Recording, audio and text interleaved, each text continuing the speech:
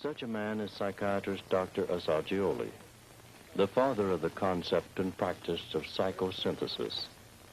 Now in his 80s, he still pursues actively his interest in bringing back the all-important study of the human soul into the fields of psychology and psychiatry. Would you tell us, Doctor, your reason for developing the techniques of psychosynthesis? Surely. The reason is the need of the patient. I have studied the theoretical techniques and then applied them and see if they fit. In each case, in each existential situation of the patient, I had to, in order to help, to use techniques, and used many of those existing and others I invented myself, or that I combined. It all starts from the living reality, from the situation, the immediate situation. So no theory, no preference for one technique or another. In a sense, I say, all depends on who applies it, chiefly the theory, to whom he applies it, how he applies it, and at what moment at which he applies it.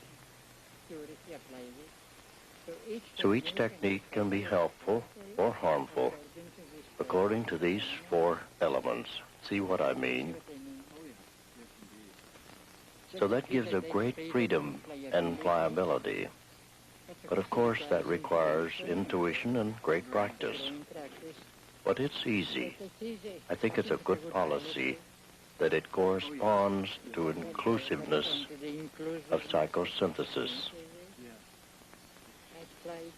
I try to get the core and the vital part of any teaching, verbal or written. In a sense, our chief teachers have been the patients. This is exactly the same thing a Zen Buddhist monk said to me. It's my patients that are my teachers, yes. So, Meaning putting together simply a synthesis that is combining into a harmonious whole of disparate elements. But it is organic unity. That is not uniformity, not fitting into a system.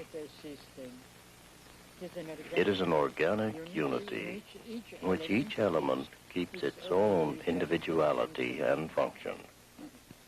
I think that the healthy human body or animal body is a perfect example of biosynthesis.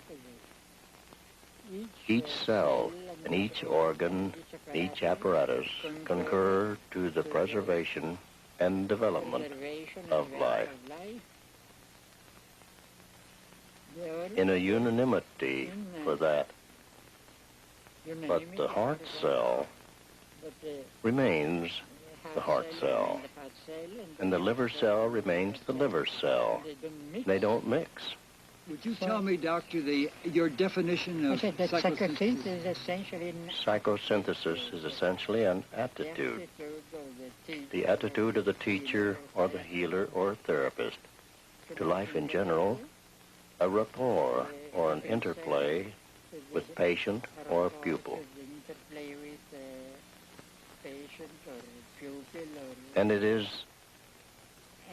as in a general sense, the attitude that is a bringing together in an organic whole, diverse and sometimes conflicting elements, but in an organic whole in which each element preserves its own individuality and function in operation with all the others. Cooperation with all the others.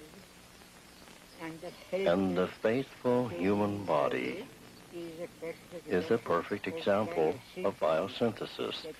That is, each cell, each organ, each apparatus concurs to the general health. the vitality of the whole organism. But each completes its own function more or less independently, up to a certain point, independently, but in unison. By that, I mean organic unity.